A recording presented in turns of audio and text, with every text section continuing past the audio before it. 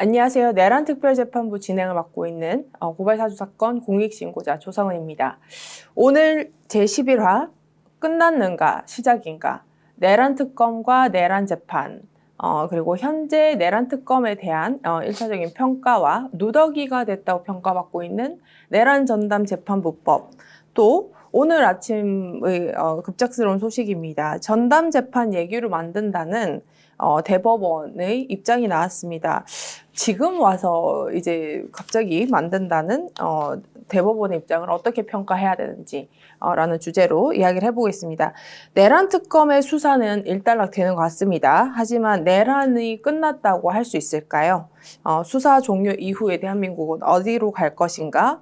점검해 보겠습니다. 오늘도 험한 것들이 튀어나옵니다. 네, 오늘 또 이제 굉장히 저랑 같이 진행을 하고 계시는 우리 임태원 소장님 오셨습니다. 네, 반갑습니다. 네. 그리고 저번 주에 굉장히 달변을 하셔서 많은 분들이 궁금해 하셨습니다. 김형남 군인권센터 사무국장님 나오셨습니다. 네, 안녕하십니까. 네, 반갑습니다. 그래서 오늘의 토론 주제는요, 이제 주로 어떤 사건이나 이런 것들의 나열보다는 평가를 하게 될 것 같습니다. 먼저 우리 이번 제가 사태에서 군인권센터가 어떻게 보면 내란특별재판부라는 프로그램 이전에 내란 사태 이후부터 지금까지 사실상 이제 주도해 오셨잖아요. 이 어떤 사안들에 대해서 약간 소회? 지금 또 연말이기도 하고 한번 좀 의견을 좀 들어보고 싶습니다. 뭐 소회라고 1년 이제 지났는데 저희가 뭐 소회보다는 지금 내란 재판이 1심이 아직도 안 끝났다라는 것에 대해서 누누이 저희가 강조를 했고 절대 12월 달에 못 끝난다라는 얘기를 했습니다. 왜냐하면 저렇게 가족 오락관처럼 재판을 진행하는 지기현 재판장에 대해서 제가 나와서 말로 설명을 했는데 여러분 이제 저희가 싸워서 이제 영상 중계를 하는 걸 보셨지 않습니까? 네. 그래서 이게 1심이 마무리되지 않은 것이 가장 큰 문제고 그러다 보니까 사실은 국민들이 조금 지쳐 있지 않나라는 생각이 좀 듭니다. 저도 조금 지치거든요. 현타가 조금 올 때가 있습니다. 아니, 왜냐하면 제가 웬만해선 잘 안 지치는 스타일인데 요즘 약간 내란 장군들을 상대하면 약간 기가 빨리는 느낌이라서 예. 그들은 점점 기가 살아 올라오고 있고 그렇진 않습니다. 제가 도망가는 놈들 다 잡아가지고 지금 징계위원회 해부하고 있기 때문에 그렇진 않습니다. 이게 누가 더 기가 빨릴까는 뭐 이제 절대평가보다는 상대평가에 준하기 때문에 강등 대신 그분이 더 쓰라릴 것이다. 그렇죠. 네. 오늘도 아마 징계위원회 개최할 겁니다. 네. 그렇군요. 그렇죠. 그럼 저도 이제 내란 재판이 사실 그냥 법조인들에게만 맡겨놨었다면은 이렇게 곳곳에 숨어있던 내란에 이제 부역한 사람들, 이제 군인들이나 특히나 이제 일반인들이 잘 몰랐던 부분까지 알 수 있었을까라는 생각을 하면서 늘 군인권센터에 감사한 마음이거든요. 정말로. 저희가 좀 지기현 재판부랑 싸우다가 연합군을 끌고 갔거든요. 네, 참여연대. 민변과 함께 기자회견하고 한번 쳐들어갔는데 3대장들. 네, 내란 저지 3대장들. 네, 쳐들어갔는데 가서 이제 참여연대 이지현 사무처장께서 손을 바짝 들고 이 있습니다 이거 한번 해서 재판을 한번 뒤집어 놓은 적이 있습니다. 이게 사실은 되게 중요한데요. 사법에 대한 시민의 참여, 그리고 시민의 감시, 이거 되게 중요합니다. 군인권센터는 군사법원을 감시했던 경험이 있기 때문에 사법부도 이번에 이제 감시 대상이 이제 포착이 된 거죠. 그래서 사법에 대한 시민 참여, 이런 것들이 절실히 요구되는 시기가 온 거죠. 네. 그렇습니다. 그리고 이제 우리 군인권센터의 사무국장 맡고 계시는 김형남 국장님, 어떤 지난 1년 평가하시나요? 군인권센터에서 내란죄로 거의 100명에 가까운, 정확하게는 한 96명 정도를 고발을 했었습니다. 뭐 군인도 있고, 그 다음에 경찰도 있고, 뭐 여러 이제 그 다음에 이게 내란 이후에도 사실 내란과 관련된 여죄들이 있지 않았습니까? 그렇죠. 뭐 윤석열 체포방해라던가 그 당시에 이제 체포방해에 가담했던 또 군인들도 있고요. 그 경호처 안에 있는 이런 사람들 이제 다 고발을 했는데 사실 최근에 이제 특검에서 기소한 인원들을 보면 좀 사실 이제 한 절반의 성과이지 않나라는 생각이 듭니다. 중요한 인물들에 대해서 약 24명 정도? 24명 아니요. 정도. 아, 그렇죠. 네, 중요한 인물. 중요 인물. 저희가 보니까 한 그 90 몇 명에서 네. 그 불기소 처분서 이런 거 보면 한 100명이 넘더라고요. 네. 그래서 뭐 저희한테 처분서가 이제 오긴 하는데 네. 처분서를 윤석열 왜 뭐 한 90 몇 명, 100명 이렇게 해서 온 거예요. 아, 일일이 101 101명 명이라고. 한 마리 달마시안도 네. 아니고. 달마시안들이야? 아니 그래서 제가 그 우리 그 활동가한테 특검에 전화해서 항의해라. 이 처분서를 이따구로 주면 어떡하냐. 그러니까 되게 불친절한 거예요. 그 처분서를 누군지를 알려줘야 될 거 아니에요. 그렇죠. 윤석열 외 101명 이렇게 해가지고. 윤석열 외에 뭐 그 외에 이제 네. 그 김건희 있을 수도 있고 많은 사람들이 있을 수 있잖아요. 누군지 알 수가 없어. 그러니까 뭐 그래서 물론 심우정일 수도 우리가 고발장 다 뒤져봐야 되는 상황이 발생한 거예요. 그래서 그리고 또 중첩적으로 고발을 했던 사건들도 있기 때문에 이게 그냥 어떤 사건에 대한 처분인지도 사실 그러니까요. 고발인들한테 아주 막대하는 것 같아요. 그래서 전화했더니 전화 안 받는다고. 그래서 아마 이사 준비 때문에 사무실 붕 떴을 수 있으니까 나중에 한번 확인해서 네. 좀 벌장머리를 좀 뜯어 고쳐 놓으라고 얘기는 했는데요. 네. 약간 여튼- 떴다방 느낌도 있어요. 아니 뭐 물론 그런데 여튼 이제 뭐 내란 특검이 180일 동안의 긴 수사 기간의 여정을 끝낸 것 치고는 조은석 특검이 그때 내란 특검 출범하면서 자기가 사초를 쓰는 심정으로 뭐 얘기를 하겠다, 뭐 이 수사를 이어나가겠다고 했는데 사실은 사초는 그 전부터 쓰고 있었어요 저희가. 그렇죠. 근데 사초는 뭐 많이 쓸수록 좋으니까. 뭐 수사라고 이제 뭐 글 쓰라고는 안 했는데 그렇죠. 그래서 뭐 절반밖에 안 쓰셨기 때문에 3분의 1. 나머지는 군인권센터가 시민들과 함께 네. 쓸 거라고 이제 저희가 성명을 냈고 한 100점 만점에 50점. 아, 이니까- 후하시네. 50점이니까 낙제점이다. 네. 왜냐하면 보통 과락이다 이렇게 저희는 판단하는데 하여튼 미진한 수사에 대해서는 국가수사본부나 이런 데서 좀 할 거지만 여전히 이게 다시 돌아서 국방부에 군인에 대한 수사가 맡겨졌어요. 약간 고양이한테 생선 맡긴 꼴이거든요. 그렇죠. 그래서 이게 사실은 좀 가장 걱정되는, 우려된다. 군 검사들이 하는 행태들이 보셨잖아요. 네. 해병대 네. 최상병 사건 때 박정훈 대령에게 누명 뒤집을 씌워서 감옥 보내려고 했던 그런 자들이 있는 소굴에다가 생선을 맡겨서 약간 걱정됩니다. 그래서 요즘 그 생선만 눈 뚫어지게 쳐다보고 있어요. 생선 상할 것 같아요.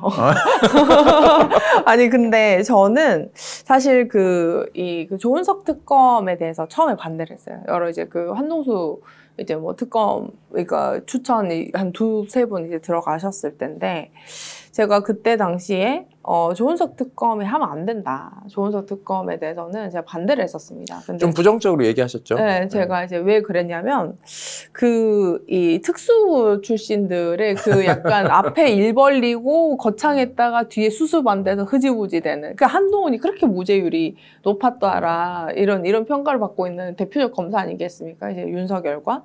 이제 근데도 그들보다 못했고, 사실. 왜냐면 뭐 그러니까 적폐청산 당시에 보면은 윤석열 수사팀장을 이제 기획했던 그 적폐청산 수사팀들은 그래도 막 다 이제 억지로 막라도 이제 기소를 붙이고 나중에 이제 재판에서 무죄가 날지언정 이제 그런 정도의 기세라도 좀 보였었는데, 저는 이제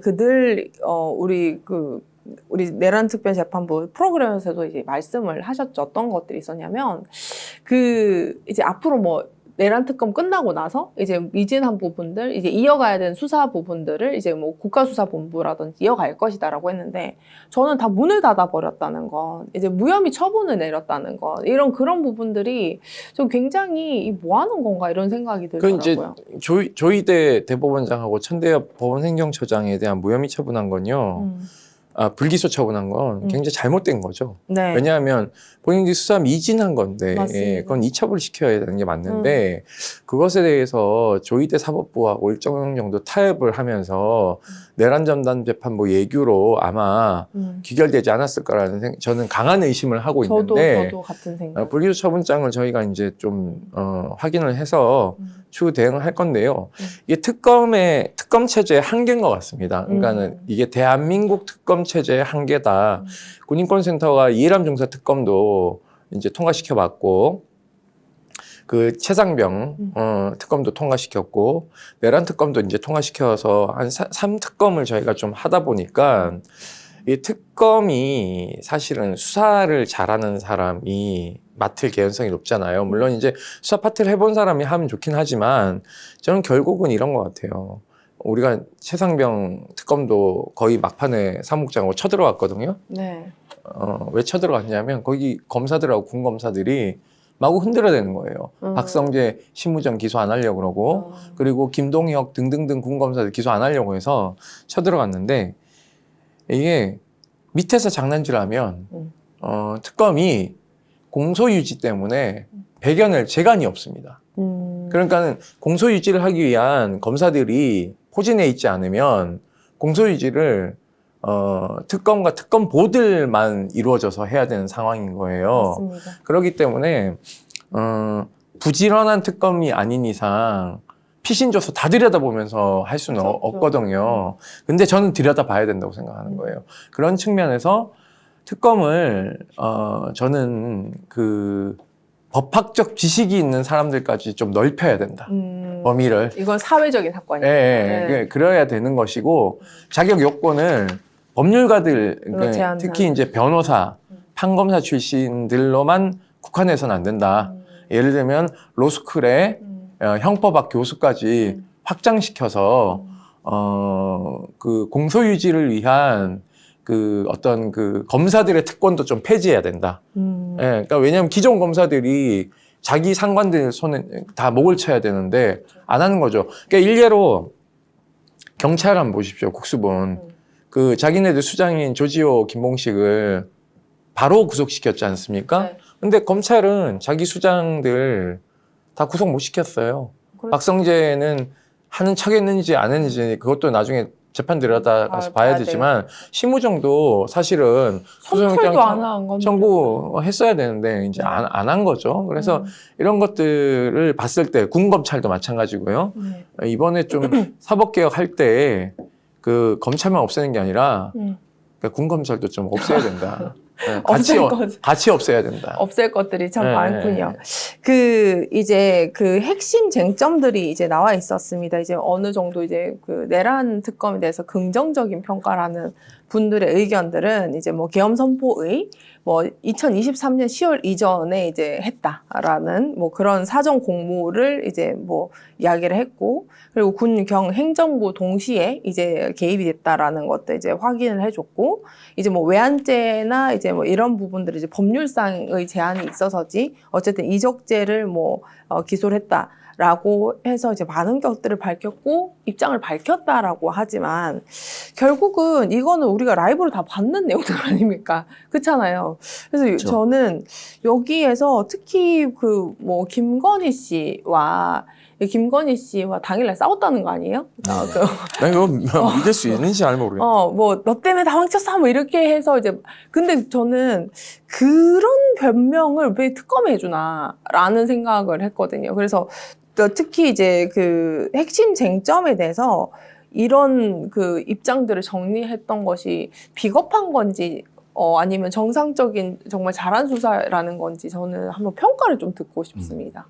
그러니까 김건희 씨가 뭐 윤석열에게 너 때문에 뭐 다 망쳤어 했다는 게 너가 계엄을 잘 못해서 망쳤다는 것인지 계엄을 선포해서 망쳤다는 것인지 사실 알 수 없는 거지 않습니까? 근데 이게 지금 처음에 뭐 아까도 얘기를 드렸지만 사초 쓰는 마음으로 하겠다라고 했는데 과연 이걸 지금 사초라고 볼 수 있을 것인가에 대한 부분들이 있을 것 같아요. 그러니까 뜨문뜨문 그냥 사실 그 눈 가리고 땅 짚기 하다가 잡히는 것들을 잡아서 기소하고 그 외의 것들은 사실 이제 지금 국민들이 궁금해하던 것들은 제대로 밝히지 못한 것이 너무 많죠. 네. 여러 가지 이제 문제가 있을 텐데 사실 이 특검 수사가 특검의 이제 의지 문제나 이런 것들도 있지만 수사의 암초도 되게 많았다고 생각을 합니다. 뭐 대표적으로 저는 이제 수사를 방해하는 것에 가까웠다라고 볼 수 있는 것이 이제 아까 임 소장님 말씀하셨던 검찰도 있을 것이고 기존에 이제 검찰 같은 경우는 수사 가이드라인을 사실 만들어 놨지 않습니까? 맞습니다. 특검 출범하기 전에. 네.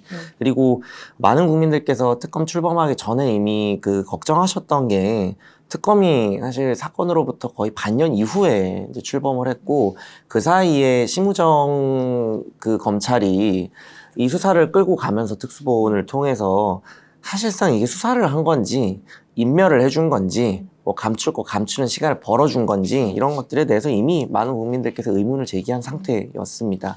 그리고 법원도 마찬가지로 이게 수사를 하려면 그 재료가 있어야 되지 않습니까? 맞습니다. 근데 압수수색 영장, 통신 영장, 구속 영장 줄줄이 계속 기각하면서 사실 수사를 방해한 거나 다름이 없죠. 그러면 기본적으로 들고 있는 자료가 없는 상황에서 어떻게든 지금 짜맞춰서 수사를 해야 되는 상황이었다라는 것이고 지금 보면은 뭐 국민의힘 의원들 그 한 명도 한- 제대로 네. 수사 안 했어요. 추경호 빼고는 기소를 건들지도 않았어요, 건들지도 거의. 못했지 않습니까? 결국에는 이 사람들이 그 당시에 이제 계엄을 해제하는 것에 그 제대로 임하지 못했던 것부터 시작해서 그 윤석열 체포방해하는데 다 줄줄 몰려가가지고 그 앞에 막 지키고 있었던 거 이런 것들이 과연 그러면 그냥 다 우연의 일치로 일어난 일인가 그렇지 네. 않다는 거죠. 근데 결국엔 건드리지도 못하고 저는 끝난 부분들이 있는 거죠. 매우 제가 이제 사실 좀 분노를 했던 지점들이 어떤 거냐면 그 내란 특검은 사실상 그 탄핵 직전까지 아니면 어쩌면 지금 현재까지도 발생하고 있는 내란 선동 전 여전히 지금 발생을 하고 있다고 생각을 하거든요. 근데 여기까지가 이제 포함되는 내란 특검이었을 거예요. 그래서 아마도 많은 의원들이 이제 그 내란 특검에 이제 내란 선동 등의 죄로 이제 고발도 많이 당했을 텐데 딱 그날 하루. 그러니까 계엄 해제 의결을 했던 그날 하루에서 전부 다 이제 그 사건을 좁혀가지고 이 모든 사건들을 다 이제 그 마침표를 막 일부러 찍은 느낌이다. 저는 그런 부분들이 조금 많이 화가 났고, 아까 이제 그 특검 전에 이제 특수본, 특별수사본부 팀에 이제 박세현 당시 이제 고검장이었죠. 서울고검장이 저한테는 좀 악연이에요. 왜냐면 고발사주 사건 김웅을 이제 그 무혐의 처분한 거를 악착같이 이제 뭉개고 이랬던 사람이거든요. 그래서 제가 김웅 씨 지지난주에 서초동에서 중국집에서 봤는데 그렇죠. 열심히 드시던데. 잘 먹고 살길 바랍니다. 네. 근데 이제 아무튼 그래가지고 제가 그날 고검장 갈 때부터 좀 이상했거든요. 그래서 제가 그때 12월 7일 날 제 이제 페이스북에다가 절대 안 된다. 저거 저거는 거의 은폐 수사가 될 것이다 하면서 제가 저 사람 절대 안 된다고 그때 이제 엄청 그 얘기를 했었어요. 근데 그것이 이제 결국 특수본이 됐고, 특수본 꾸렸던 사람들이 거의 다 이제 내란 특검에 이제 파견을 그대로 다 보냈다는 건. 그래서 저는 그 특검에서 사실 이렇게 많은 수사, 거의 그 청 수준에서의 그 규모 이상의 청 수준에서 이 정도 반년을 갖다가 이 정도 돈을 쓰고 이 정도까지밖에 못하나. 저는 굉장히 좀 의아합니다. 그래서 그러니까 그게 이제 네. 정리하면 이런 거예요. 심우정 검찰총장이 짜놓은 판에서 조금 더 진전돼서 나간 건 국무회의. 그러니까 한덕수, 최상목으로 이어지는 이상민, 박성재로 이어지는 이 국무위원들에 대한 기소 한 가닥하고 네. 그 외환죄에 관련된 이제 드론 사령부에 대한 한 부분. 나머지는 사실은 확장된 개념이 없죠. 없죠. 왜냐하면 원래 왜냐하면 네. 구속 취소를 했고 네. 구속 취소를 했는데 즉시 항고를 하지 않은 사실상 당시에 서울 고검 팀을 그대로 받았기 때문에 맞아요. 사실은 이 수사를 받아야 될 사람들이 수사를 하고 있는 수사를 일부 들어와서 했기 때문에 저는 가장 큰 문제가 사실은 이것부터 모순이다. 네. 그래서 제가 조은석 특검이면 물론 당시 초기에 구속 만기라서 다시 재구속시켜야 되는데 초점을 모아서 가는 것도 중요하지만 한편으로는 그 서울 고검이 이 심우정과 고검장하고 같이 구속 취소에 대해서 즉시 항고하지 않은 것에 대한 수사도 먼저 했었어요. 배를 가르고 가야죠. 네. 예, 자기 집 식구 배를 가르고 가야 되는 거예요. 예, 그리고- 살모사처럼. 예. 맞아요. 그리고 그러니까 저는 지금 이 지점들이 당시 처음 발생했을 때부터 출범할 때부터 계속 이제 지적을 해왔던 사안들이었잖아요. 그게 왜냐하면 내란에 중요한 한 축이 사실 검찰 손해 볼 수 있다라는 이런 의혹들을 계속 강력하게 제기를 해왔고 그 다음에 거의 김용현이 거의 뛰어들어가다시피 해가지고 이제 거의 보호했죠. 12월 7일 날 갑자기 이제 심우정의 어떤 지시에 의해서 이제 발생을 했고. 왜냐하면 그때 경찰 국수본이 음. 공수처랑 같이 쭉 수사를 했기 때문에 여기에 낚여 들어갈까봐 그래서 복귀해 보시면 알겠지만 군사령관들 중에 한 명은 내일 출석인데 서울 고검에서 긴급 체포해 버리잖아요. 맞아요. 예, 그러니까 넘겨주지 않겠다. 예, 넘겨주지 않겠다라고 낚아채가듯이 갔기 때문에 네.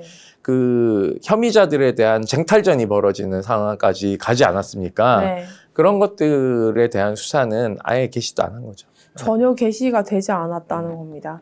그래서 저는 지금 이런 게 있어요. 그 내란 특검을 이어갈 수 있는 동력이 남아 있는가라는 지점입니다. 왜냐하면 어떤 민주당, 여당이나 범진보나 사실 수사 미진도 이러라고 거의 특검을 그렇게 강력하게 한 건 아니에요. 왜냐하면은 이재명 대통령께서 이제 조은석 특검을 임명을 하셨는 거잖아요. 근데 그러고 6개월 동안의 결과가 이거예요. 돈 쓰고. 근데 심지어는 우리가 가장 우려되는 거는 핵심을 못 건드렸다라는 그런 의미가 있죠. 그러니까 뭔가가 남아있는데라는 그런 지점들이 국민들에게 계속 의혹이 남아있고, 그리고 이제 여당에서는 2차 특검이나 수사 의지를 이어가는 그런 이야기가 나오고 있는데, 이게 어떻게 이어갈 동력이 있을까요?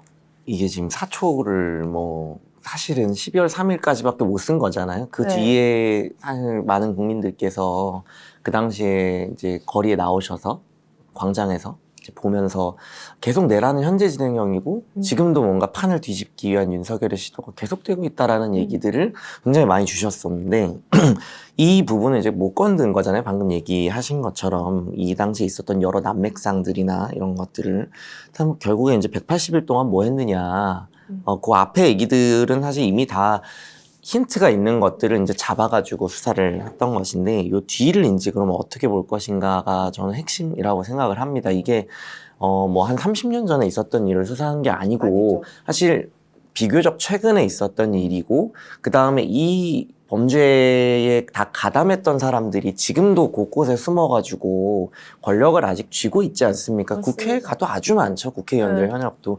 그럼 이 사람들을 어떻게 단죄할 것인가에 대한 문제가 이 특검의 과제였는데 제대로 못한 거는 아직 그 내란이 현재 진행형이다라고 생각하는 많은 국민들에게는 그럼 앞으로도 그럼 내란 계속 되는 것인가라는 이제 의문으로 가다할 수밖에 없는 것이고, 추가적인 수사들을 이제 군인권센터도 이 불기소 이유를 이제 다 청구하면 받아볼 수 있지 않습니까? 네. 이게 과연 타당한 것인지 아니면은 뭔가를 좀 그냥 수사를 제대로 안 하고 덮어버린 것인지 이런 것들을 이제 계속 좀 문제 제기하면서 방안을 네. 찾아가 봐야 되지 않을까라고 생각이 되고, 국민들께서는 절대 이 수사가 여기서 다 종결됐다고 생각하실 분은 저는 별로 없다고 생각합니다. 저는 두 분 다에게 여쭙고 싶은데, 조은석과 윤석열과 이제 비교를 해보겠습니다. 저는 이 정도의 비교를 당할 정도로 잘못했다고 생각해요. 왜냐면 만약에 이제 윤석열 당시에도 이제 박영수 특검 밑에서 이제 특검의 수사팀장을 했지 않습니까?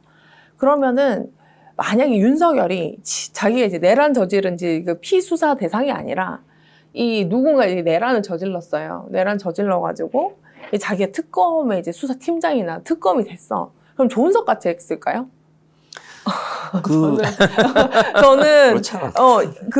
윤석열 스타일, 왜냐면 그때 제가 기억을 하기는 한송수 감찰부장을 반대하는 이유가 이제 검사가 아니라, 수사했던 검사가 아니라는 것, 이제 대검찰청 감찰부장이긴 했지만 이제 뭐 판사 출신이라는 거, 뭐 이런 것들부터 시작해가지고 조은석 특검이 악마 같은 수사 능력이 있다, 뭐 이런 얘기를 했었던 기억이 있어요. 그래서 그리고 이제 뭐 윤석열과 악연이 깊기 때문에 가만히 안 둘 것이다. 이런 이제 전 정말 참 이해가 안 갔었는데, 제가 지금 이렇게 사실 박근혜 끝나고 적폐청산을 하면서 그때 이제 박근혜 특검과 이제 특검 수사의 어떤 내용, 그리고 한동훈도 거기에 다 수사팀이고 우리가 그 친윤 범죄 검사라고 했던 사람들이 사실상 거기서부터 거의 이제 시작이 됐죠.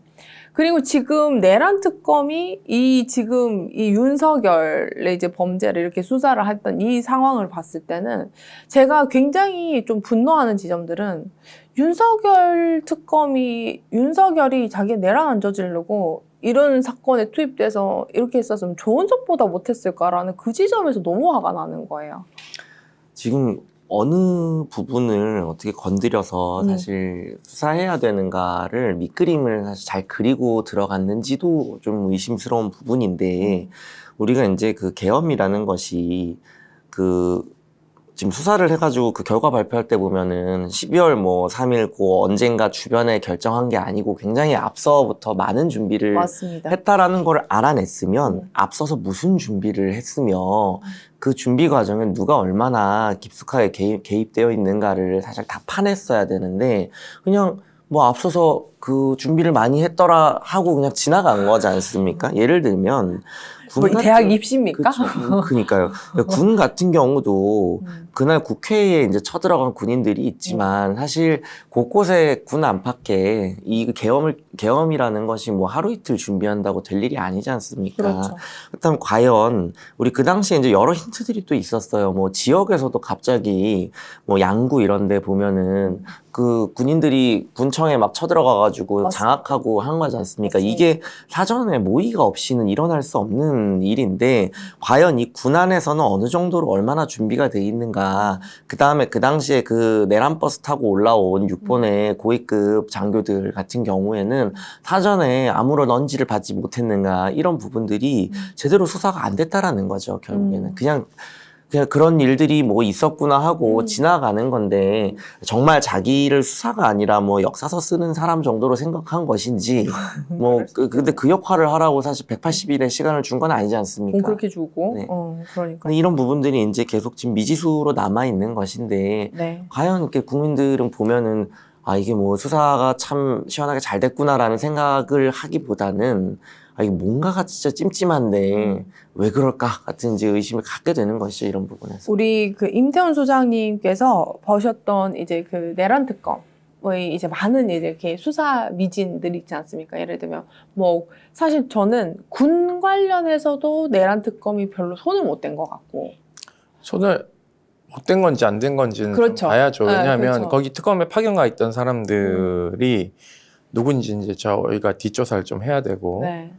그래서 문제가 있는 사람들이 있다면 사실 여기도 이제 해체가 아니라 거기 이제 구속시켜야죠. 그 수사 방해한 건데. 그렇죠. 그러니까는 3특검 안에서 수사 방해를 야금야금한 사람들이 있어요. 네. 이런 사람들이 가장 큰 문제라고 보고 있기 때문에 그 야금야금 했다는 사람들이 어떤 사람들인지는 국수본이 좀 들여다봐야 되는 게 있는 거죠. 왜냐하면 거기가 이제 군검찰, 검찰, 경찰, 군사경찰 이렇게 다 포진해 있잖아요. 맞습니다. 그러니까 서로가 또 이렇게 다 팀이 갈라져 있기 때문에 잘 모릅니다. 그렇기 때문에 제가 뭐 그 내란 특검 고발인 조사 갔을 때도 경찰방하고 검사들 방하고 다 따로 있더라고요. 보니까 그러니까 이제 서로 뭐 하는지 잘 모르기 때문에 잘 모릅니다. 내외하는 거예요? 내외하는 것도 있고, 아니 끝나누는 거? 수사 정보 뭐 그런 것도 있고, 수사 정보 셀까봐 그런 것도 있고요. 그러니까 이걸 이제 잘 파티션을 쳐놓고 잘 수사했는지는 물음표다. 왜냐하면 경찰이 많은 정보를 알면 안 되니까. 왜냐하면 경찰은 자기 수장들 다 정리했고, 네. 지금 내란 가담자들에 대한 중징계 방침을 세우고 지금 내부적으로 조사를 잘 진행하고 있는 걸로 알려지고 그러니까요. 있어요. 그런데 반면 지금 검찰들하고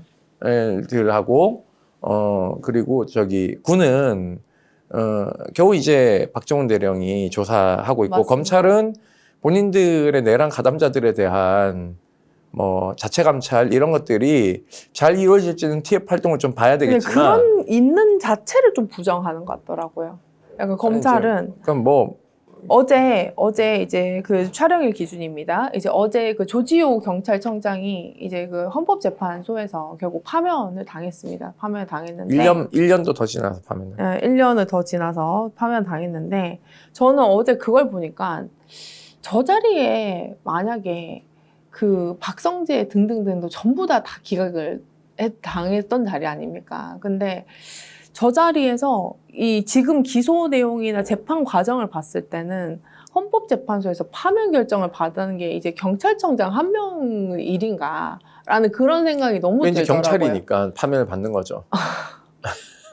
경찰 얘기는, 기재니까. 네. 그러니까 이제 급이 다르니까. 어. 그러니까 이제 검사님들하고 판사님들이 봤을 땐 그런 애들은 이제 계급이 낮다고 생각하니까 파면을 이제 시키는 거고 나머지 국무위원들에 대한 파면, 특히 한덕수에 대해서 네. 파면 못 내린 거는요. 헌재가 굉장히 잘못한 겁니다. 역사상 그건 잘못한 거죠. 그건 문영배 소장 권한 등 해례비가 와도 그건 잘못한 거예요. 저는 왜냐하면 정말 그 판단은 그 형사 재판이 아니기 때문에 네. 과단성 있게 하면 되는 거예요. 그러니까 헌법을 위반했냐, 위반하지 않았냐에 대한 자기 부자기에 대한 문제로 그냥 보면 되는 거기 때문에 적극적으로 말리지 않은 것, 아니되옵니다를 안 했잖아요. 네. 그러니까 적극적인 건 이런 겁니다. 라이브 할 때 뛰어들어가서 안 됩니다라고 해야 되는데 그렇죠. 그거 전부 앉아가지고는 다 동조하고 촬영하고 있었잖아요. 있었죠. 그러니까 그러면 그걸 잘못했다라고 얘기하지도 않았잖아요. 저는 또 하나 더는 사실 아까 계속 이제 헌법재판소 얘기가 잠깐 나와서 얘기를 드리는 건데 그러니까 윤석열 파면은 진짜 지금 재판부가 아니라 예를 들면 조희대가 이제 그 당시 이제 헌법재판소장이었어도 전 탄핵을 할 수밖에 없었던 상황이라고 봐요. 근데 그 이후에 저는 헌법재판소가 불러왔던 그 탄핵이라든지, 그러니까 탄핵을 다 기각시킴으로써, 이제 모든 국무위원에 대해서 탄핵을 다 기각시킴으로써 발생했던 사회적 혼란도 엄청나다고 생각하거든요. 최상목부터 시작해서. 그러니까 지금 문영배 전 소장의 이제 소장 대행인 거죠. 거기에서의 그 윤석열 파면 하나 때문에 약간 전부 면책을 하는 그런 느낌이 좀 있는데, 사실 그 한덕수, 최상목, 박성재부터 거의 모든 단 한 명의 검사 그 사이 끼어가지고 손준성도 있었거든요. 고발사주 손준성도 그 사이에 막 끼어가지고 다 나쁜데 파면은 안 됐어요. 그래서 제가 지금 그 과정을 보고 지금 또 헌법재판소장이 변경된 다음에 지금 첫 파면 사례인 거잖아요. 전 지금 만약에 이제 우리가 조희대 대법원장을 탄핵시켰다면, 그 당시에 탄핵시켰다면 어땠을까? 그런 게 헌법재판소 구성비를 보면 네. 모두 다 이제 그 변호사, 검사, 판사 출신이란 말이에요. 그러니까 저는 헌재 재판관은 이런 구성비를 빨리 깨야 된다. 그러니까 예를 들면은 그 헌법은 해석적 영역이기 때문에 사법적 지식이 많지 않아도 상관없어요. 그러니까 이제 법철학적 측면이나 그런 소양이 갖춘 사람이면 저는 비법조인도 헌법재판관이 될 수 있도록 길을 열어야 되고요. 그건 다른 유럽도 마찬가지고요. 그리고 계속 강조하지만 사법의 시민 참여를 확대해야 된다니까요. 법관을 선출하는 데 있어서 시민들이 법관 선출을 같이 할 수 있어야 됩니다. 근데 지금 사법부만 평가받지 않고 감시받지 않고 견제받지 않고 있거든요. 저는 그러니까 지금 헌재 결과 보면 결국에는 그 윤석열이 그럼 조지호하고 공모해가지고 기염을 일으켰느냐. 그런 거죠. 나머지는 그러면 그렇죠. 딱히 역할한 게 역할한 게 없고 지금 재판 자체도 조금 이상한 그러니까요. 해석될 여지가 있는 거죠. 조지호는 사실 근데 시키는 대로 한 사람인 그렇죠. 건데 이 사실 사람이야말로 아프기도 하고 예, 몸도 안 근데 좋고. 근데 이제 결국에는 그 당시에 파면에 이익이 없다고 했던 한덕수나 최상목이 다 내란범이 된 그쵸? 거잖아요. 지금 보니까 네. 제일 열심히 했던 예. 거.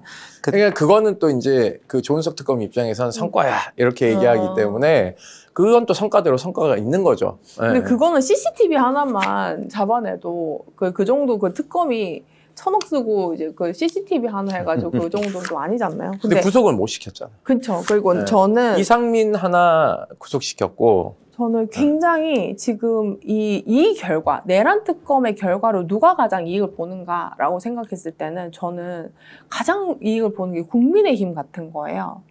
그 내란 정당이 이제 그 어떤 그냐면 사실 그 국민의힘도 사실 지금은 막 저러고 있지만 그 박근혜 손절했듯이. 근데 국민의힘이 과연 그럴까요? 저는 조금 그 예를 들면 추경호 하나 지금 기소됐잖아요. 네. 저는 제가 국민의힘 의원이면 쫄았을 것 같아. 왜냐? 추경호 의원이 유죄가 나면 이거 위헌정당이 되는 거예요. 그렇기 때문에 추경호 하나만 확실하게 잡아도 된다라는 생각은 가지고 있었을 겁니다. 조은석 특검이. 나머지 무더기로 뭐 예를 들면 표결에 참여하지 않은 것을 걸기는 조금 애매하고 나머지 뭐 관저 앞에 가서 특수공무 집행 방해한 것을 가지고 구속영장 치기에는 약간 좀 정치적 부담이 있으니까 사실은 조은석 입장에서는 추경호 하나만 잘 기소하면 그것만 유죄받으면 위헌정당 심판 들어갈 수 있거든요. 이번에 이석기 그 내란 선동 관련해서 내란 음모 관련해서 법률 적용이 있기 때문에 저는 이걸 사법부가 무죄를 때리기는 굉장히 어렵다라고 생각하고 있어요. 저는 추경호 그는 이제 구속을 시키지 못했잖아요. 거기에서도 그 뭐 전화 몇 분 만에 공모했습니까? 뭐 이렇게 이제 얘기를 했지 않습니까? 그러니까 저는 그 내란 선동이 제가 기준으로는 지금까지 뭐 총 들고 쏘고 뭐 드릴 들고 들어가고 이런 놈들도 미친놈들인 거지만 근데 이제 그거 말고 저는 사회 정치적으로 가장 나쁜 게 전 내란 선동이라고 생각했어요. 왜 그러냐면 제가 그 며칠 동안 이제 계속 말씀을 드리는 건데 그 장동혁 국민의힘 지지층의 70%, 75%까지는 장동혁 당대표가 계엄을 했던 거, 불법 계엄했던 거 사과하면 안 된다. 그거 잘했다라는 사람들이 75%입니다. 근데 저는 그 사람들이 그러니까 장동혁이 그거다라고 이렇게 비난할 게 아니라 저 사람은 자기 당 지지층이 75%가 원하는 걸 수행하는 사람인 거예요. 근데 저는 이 사람들에 대해서 그 내란 선동이나 그렇게 그 선동적인 그 했던 것들을 단 하나도 단죄는 그건 조사도 안 했다는 거죠. 근데 이런 부분들이 결국 어떻게 될 거냐. 저는 다음에 이제 대선 후보를 낼 거 아닙니까? 그러니까 그 전에 네. 다가오는 6월 지방선거를 저렇게 국민의힘이라는 간판 하나로만 치를 수 있을까에 대한 판단도 해야 되는 거죠. 그러니까 예를 들면 추경호의 기소를 두고 어떻게 평가할 것인가로 나뉘는 거고 최근에 그 한동훈계 의원에 대한 지금 당원권 징계 정지하는 징계를 했지 않습니까? 네. 그것 때문에 지금 분열되고 있잖아요.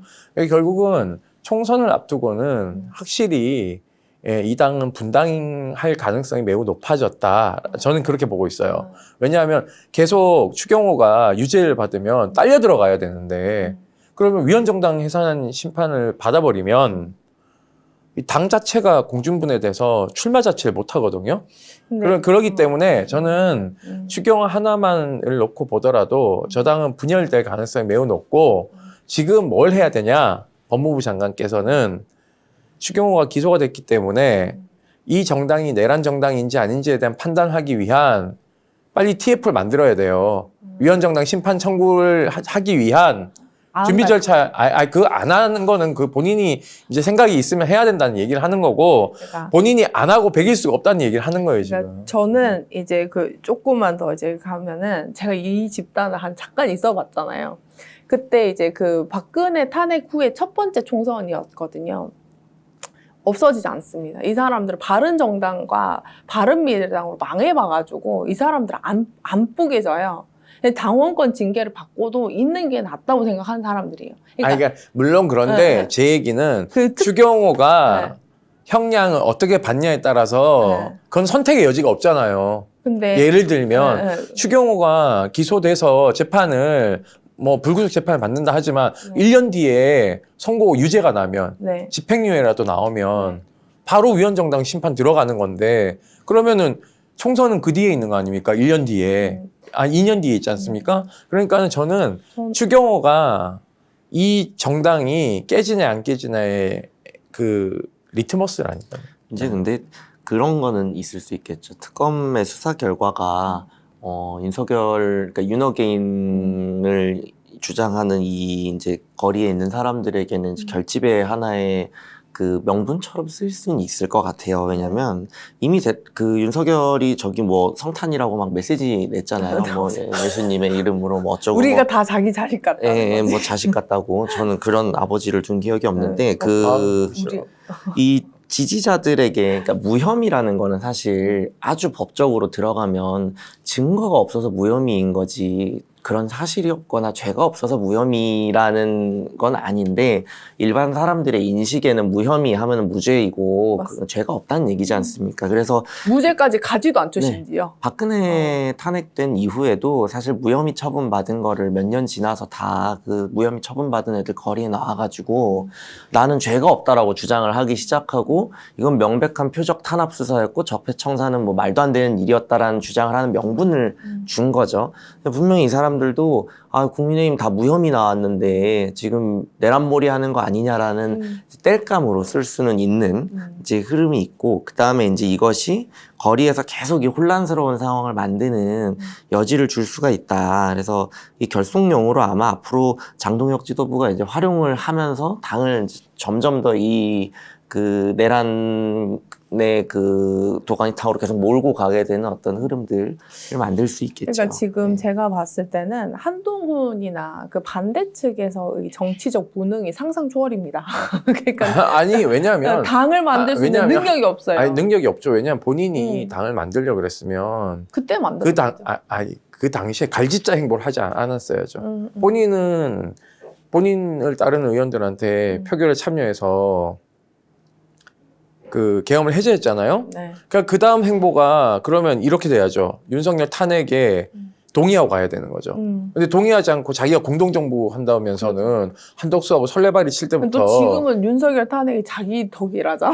아니 그러니까는 제가 이게 이제 한동훈 그 전 대표가 거의 자아분열적 수준의 인식을 하고 있는 거예요. 그러니까 이런 사람은 대권 후보가 될 수가 없죠. 왜냐하면 일관성, 지지자들한테는 다음에 뭔도 못해요. 일관성이 있어야 돼요. 그러니까 예를 들면 오히려 장동혁이 일관성이 있는 거죠. 그렇죠. 오히려 정치적 능력은 더 탁월합니다. 그리고 제가 누구보다 한동훈 씨 잘 아는 사람 아닙니까? 고발사주 사건부터 채널A 사건부터 다 봤잖아요. 저는 뭔 대화를 했는지도 봤고. 근데 저는 사실 개인적으로 그렇게 이제 많은 그 얘기를 나왔어요.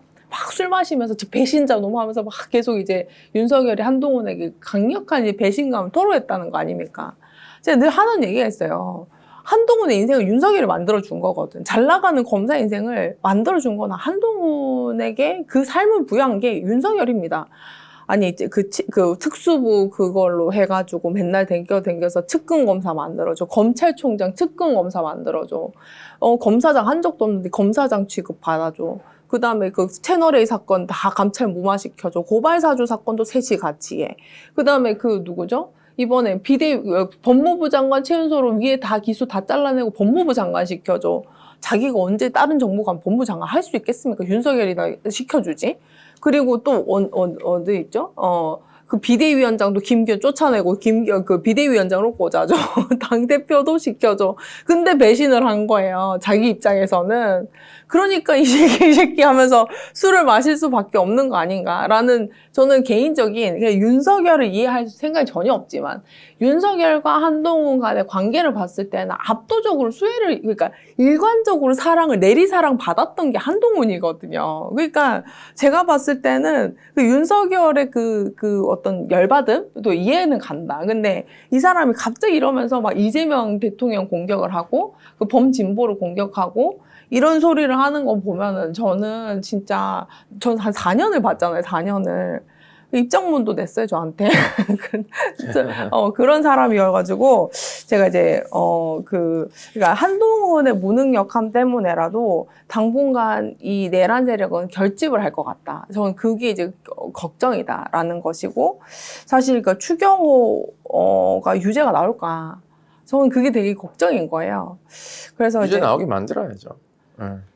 대법원 가서도? 아니 뭐 그거는 당연한 거죠. 왜냐하면 표결에 참여하지 않았고 무엇보다도 한동훈 대표한테 본회의장에 나오라고 얘기했잖아요. 그 왜냐하면 한동훈을 빨리 체포 대상이기 때문에 한동훈을 군인들에게 잡혀가게 하기 위해서 본회의장 밖으로 나오게끔 유도하지 않았습니까? 네. 그러니까는 이게 이제 행위 양태가 여러 가지 있는데 이 납득되지 않은 유죄의 심증이라는 것들이 국면마다 있어요. 그렇기 때문에 그 매초 사전 모의 이게 중요한 게 아니라 그날 계엄 해제를 하지 않은 행위 자체 그리고 한동훈을 체포하게 만들려고 했던 이 자체가 다 위헌정당 조각이 충분히 차고 넘친다. 라고 저희는 판단하고 있기 때문에 그 이분간 뭐 네. 통화를 했다고 이분 해서 했으면 많이 했어요. 아니 이게 보세요. 윤석열이 우리가 여러 국면들을 보지만 길게 논리적인 대화를 하는 사람이 아니지 않습니까? 전화를 통화해서 왜 계엄을 했는지 설명했을 리가 없고 야 계엄 선포했어 봤지? 지금부터 국회 본회의장에 국민의힘 의원들 빼내. 아무도 못 들어가게 한동훈 저거 뭐냐? 나오라 해. 이 얘기하는데 지금 몇 초 걸렸죠? 30초 들리는 걸렸어. 듯. 빨리 타이머 재봐. 기현이 타이머 저기 재더만. 네. 타이머가 있어요. 딱 지금 30초밖에 안 걸렸는데 2분이면은 얼마나 많은 얘기를 했겠습니까? 그럼 추경호가 계엄인데 이미 몇 명이 들어가 있는데 당장 빼! 막 이 정도의 넌 대화만 대화 했을 텐데 몇 마디 못했을 거야. 예, 뭐 이런 거 했겠죠. 그랬겠죠. 예, 어디로 가면 됩니까? 뭐 이런 소리도 하고 이렇게. 2분 아니라 20초면 할 수 있는 얘기를 그러니까 그 다다음 날 손준성 무죄가 나왔을 때 6초인가 통화를 했어요. 6초인가 통화를 했어요. 손준성 무죄가 나왔을 때 계엄 끝나고 그러니까 야 고생했다 뭐 이런 정도로 해도 충분히 공범성 인정될 수 있잖아요. 그러니까 저도 이분은 너무 긴데 이런 생각을 했습니다. 그렇다면 이제 마무리를 좀 하겠습니다. 이게 사실 우리 재판의 아이덴티티죠. 우리 그 프로그램의 아이덴티티입니다. 그 내란 전담 재판부 법이 이제 사실상 누더기가 됐다. 이제 법사위 안이 전부 다 이제 철회가 되다시피 하고 이제 거의 전부 다 이제 조의대 손에서 이제 이것저것 다 할 수 있는 그런 재판법이 만들어졌다라는 과정이 있었는데 갑자기 어제 오늘 대법원에서 이런 발표를 했습니다. 어떤 발표를 했죠? 예규를 지금 만들어서 네, 대법원 예규로 전담 재판 예규를 만든다. 그러니까 내란 전담 재판부가 아니라 그러니까 전담 예규를 만들어서 사회적으로 조금 이제 좀 중대한 사건에 대해서는 전담 재판을 할 수 있다라는 이 예규를 갑자기 만든다고 하면서 스스로가 위헌성을 해소했다 뭐 이러고 약을 팔고 있습니다. 우리 이 가장 중요한 한 축이신 임태훈 소장이 어떻게 평가하십니까? 가증스럽죠. 가증스럽다. 네, 지금까지 자기의 분신이라고 하는 법원행정처장 천대엽을 내세워서 그렇게 위헌이라고 주장을 해대다가 갑자기 민주당이 이 위헌성 여부에 대한 것들을 칼질을 하고 법안을 수정해서 내니까 이거 큰일 났다라고 판단하고는 갑자기 자기네들이 뭔가 개혁의 아이콘인 것처럼 등장해가지고 이 친일파들이 옛날에 하던 짓이잖아. 에? 친일 경찰들이 잘하던 짓이지 않습니까? 그래서 이거는 뭐 자고 오면 할 것 없이 누더기가 됐다 하더라도 저는 일단 통과시켜 봐야 된다. 왜냐하면 1심은 거의 다 끝나가고 있기 때문에 네. 항소심부터 적용하는 게 저는 맞다고 생각해요. 그리고 또 하나는 이제 위헌재청 법률 신청을 하게끔 내버려 두면 재판이 중단될 수도 있기 때문에 이런 위헌성에 대한 부분은 점검하고 가는 게 맞다라고 보고 있어요. 다만 저는 이런 생각을 가지고 있습니다.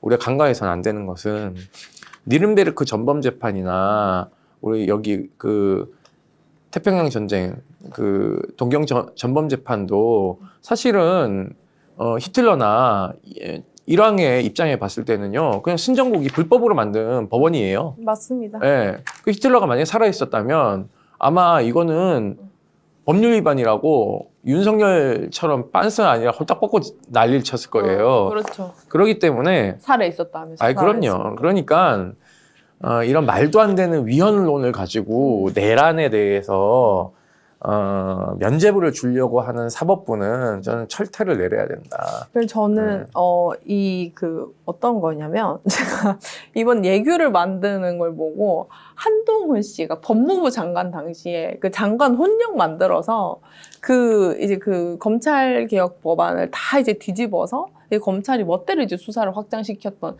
그 상황이 생각이 나는 겁니다. 그러니까 훌령 그 법무부 장관이었다면은 예규 대법원장인 거죠. 그래서 둘이 둘을 캐서 보니까 둘이 되게 닮은 거예요. 한동훈과 조희대의 하는 짓이. 그래서 이제 저 같은 경우에는 그러니까 압박을 많이 받긴 했구나라는 생각은 했고요. 첫 번째는 이제 명분이라든지 여러 가지 이제 국민적인 여론이 도대체가 안 되는 것을 사실 사법부도 이제 한 발자국 느껴서 이 정도 안 가면 자기들이 죽겠다 이런 생각이 들어서인 건지 어떤 판단하세요? 이게 사실 저는 결국에 법을 통과시키기를 직전에 두고 지금 예규를 만든 거지 않습니까? 맞습니다. 그리고 사실 조희대가 무혐의로 면죄부를 받게 되면서 저는 착착 진행되는 것이 기다렸다는 듯이 지금 이제 예규를 하겠다는 거지 않습니까? 그럼 처음부터 약간 무혐의를 받으면 하겠다 이런 게 준비가 됐었어요. 그렇죠. 만약에 이제 조희대가 기소가 됐다라고 하면은 기소가 된 대법원에서 만든 예규를 가지고 조희대를 재판하겠다고 하면 말이 안 되잖아요. 그건 그렇죠. 명분이 없는 일인데 무혐의를 받아들고 나서 이제 예규를 만든 건 준비를 어느 정도 하고 있었다 이 시나리오를 그리고 결국에는 법을 통과시키기에 앞서서 이 예규를 내놓은 것은 마치 여당이 무리수를 두는 것 같은 장면을 연출하면서 법원에서도 이렇게 하겠다고 하는데 법까지 통과시켜가면서 민주당이 정치적 무리수를 둔다라는 그림을 만들려고 하는 게 아닌가라는 좀 저는 계산된 수라고 생각을 하고 근데 이게 사실 예규를 뜯어보면은 이렇습니다. 직위원 재판부가 이 예규대로면은 사실 그냥 직위원 재판부도 내란 전담 재판부입니다. 맞아요. 그렇게 지금 운영이 되고 있지 않습니까? 그냥 간판만 달아주는 것인데 이 예규가 통과된 뒤로 기소된 사건이나 항소가 접수된 사건에 대해서는 전담재판부에 간다라고 하면은 지금 특검이 기소를 한 24건에 인재 출발한 사건들은 사실 이 예규에 해당이 없는 겁니다. 그렇죠. 그러면은 하나만한 지금 예규를 만들어가지고 껍데기만 씌워주겠다는 것인데 항소심에 들어가게 되는 몇 개의 사건들 그냥 무작위 배당해가지고 전담재판부 맡긴다는 거는 그냥 지금 직위원이 하고 있는 재판을 하겠다라는 거 합리화시키는 다는 거죠. 거고 오늘 바로 이제 그러니까 고법에서 이런 얘기 하잖아요. 뭐 재판부를 한두 개 더 추가를 하겠다느니 해가지고 나중에 이 내란 사건 넘어오면 여기서 돌려야 되겠다라는 건데 이 고법에서 추가되게 되는 재판부의 인사 누가 합니까? 이거 대법원장 지금 조희대 그다음에 천대엽 법원행정처장 여기서 하는 거지 않습니까? 결국에는 경우의 수를 이렇게까지도 볼 수 있는 거예요. 그러니까 지금의 조희대 대법원에서 고법에다가 2개의 재판부 더 만들어가지고 꽂은 다음에 여기서 무작위 배당해가지고 내란 전담 재판부 하겠다는 건 결국엔 조희대 쪽 인사가 재판을 맡게 해가지고 뭐 이런 얘기들도 국민들이 이제 할 수 있는 거 아닙니까? 맞습니다. 그러니까 전혀 국민들이 가지고 있는 이 재판에서의 공정성이나 이런 문제들의 의혹을 해소할 수 없는 방향으로 예규라는 껍데기만 지금 씌워서 가려는 거다. 그러니까 지금 영장 전담 판사 4명 중에 3명이 조희대가 새로 꽂은 사람들이잖아요. 맞습니다. 그 4명이서 똘똘 뭉쳐가지고 거기가 3특검 방해했기 내란 때문에 전담 영장 재판부라고 이름만 달아주면 아니, 똑같은 그러니까 그게 아니라 거잖아요. 2월에 인사가 있잖아요. 네네. 얼마나 좋아요. 서울 고법에 뭐 한 몇 %가 또 인사를 할 거 아닙니까? 여기에 자기 사람들 꽂아서 거기서 썩는 거예요. 그럼 확률이 조희대 사람에게 배당될 가능성이 높아지는 거지 않습니까? 그러니까 이것을 차단할 수 있는 건 없어요. 그러니까 본인이 사법권을 쥐고 있는 한 내 아래서 재판하는 거야. 그리고 자꾸 까먹는 것 같은데 본인이 전원 합의체 판결 이재명 대통령 후보 박탈시키려고 본인이 그건 간 데도 없어요. 아니 그러니까 그건 수사도 안 했어. 맞아. 예, 그러니까 이런 것들을 국민들이 다 봐왔기 때문에 조이대는 못 믿는 겁니다. 그러니까 저는 조이대에 대한 탄핵을 천대엽이나 이런 사람들 다 탄핵시켜야 된다고 생각해요. 제가 지금 네. 방금 저 말씀을 드리려고 했는데 이제 그 민주당 이제 여당이 이제 그 정권을 시작을 하면서 만약 그 정치적 부담을 안 안았기 때문에 안지 않으려고 회피를 했기 때문에 결국은 무혐의를 줄 수 있었던 거 아닌가. 만약에 이 정부가 출범하기 전후에서 단호하게 이제 사실 대선 개입을 하고 했던 일들이 많잖아요. 그러니까 그런 부분들로 이제 정치적인 책임 묻는 거죠. 탄핵을 이제 그 가결시켜가지고 아니, 그런 상태였다면 저는 그런 상태였다면 여기 이렇게 함부로 조이대를 한번 의견서 하나 받고 무혐의를 줄 수 있었을까라는 생각이 있었고. 그러면 네. 사법의 독립을 위해서 한번 그러면 내부 투표하는 거 어때요? 법관 대한민국 전 법관이 3,200명 법관. 전 법관이 투표하는 거예요. 법원 행정처장과 대법원장에 대한 신임 불신임안을 갖고 투표 한번 해보자는 거예요. 그러면 압도 다수가 문제가 있다라고 하면 그만두셔야 되는 거죠.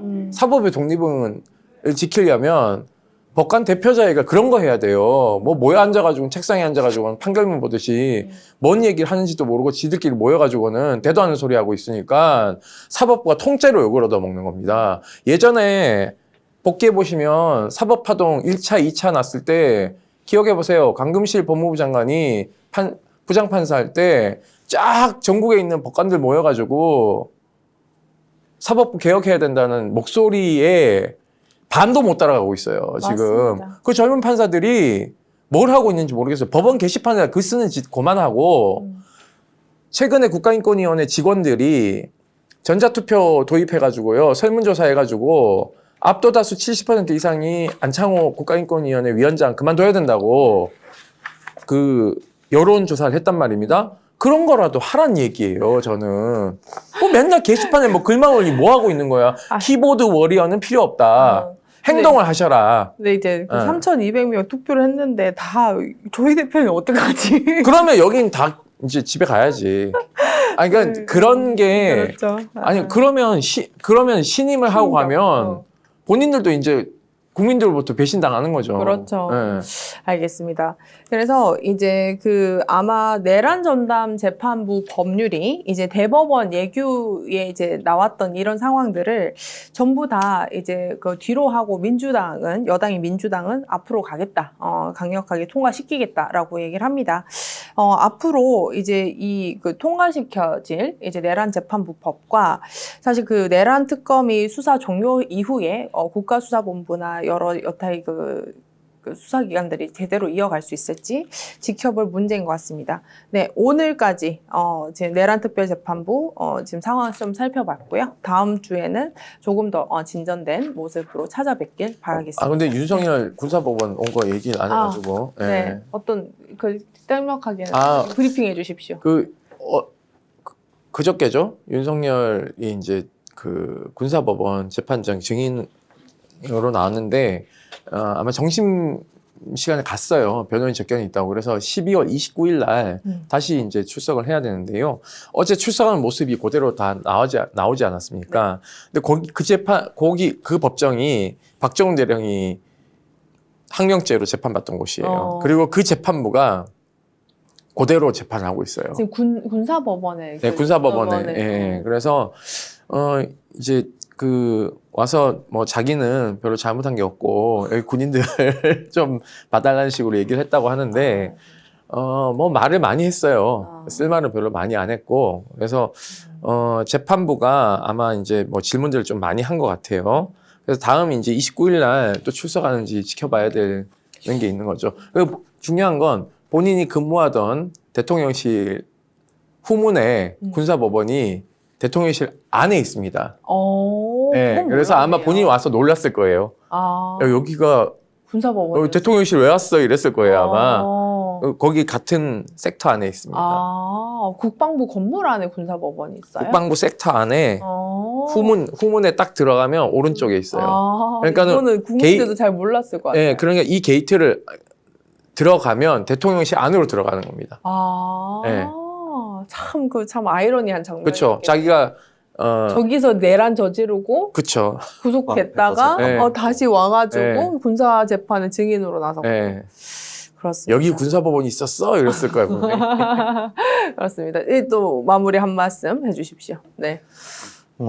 이제 지금 이 특검 수사 결과도 그렇고 최근에 이제 내란 전담 재판부 뭐 예규 내는 것도 그렇고 이게 일단락이 되는 느낌을 못 봤죠. 지금 계속 뭔가가 그 방해하려는 시도들, 맞습니다. 진상규명을 이제 좀 어떻게든 막아보려는 시도들, 그리고 이게 좀 더 시야를 넓히면은 뭐 국방부나 뭐 여러 이제 지금 정부 부처에서 진행하고 있는 이 진상규명 작업들에도 계속 암초가 걸리고 있는 상황인데 국민들께서 끝까지 이 부분에 대해서 이제 관심과 그다음에 이제 지지를 모아주셔야 이들이 이제 돌아오는 일을 못한다. 지금 윤석열 뭐 성탄 입장이라고 내는 거 보면 자기 돌아올 거라고 계속 얘기하지 않습니까? 그러니까 이들은 아직도 그 미망을 버리지 못하고 있기 때문에 이 특히나 이제 지금 대법원이나 이런 데 아직도 의심스럽지 않습니까? 네. 결국에. 그리고 그 의심스러움을 계속 뒷받침할 수 있는 행동하기 때문에 이들에게 계속 철퇴를 가할 수 있는 흐름들을 잘 만들어 나가야 된다. 절대 끝난 게 아무것도 없다라는 말씀 드려봅니다.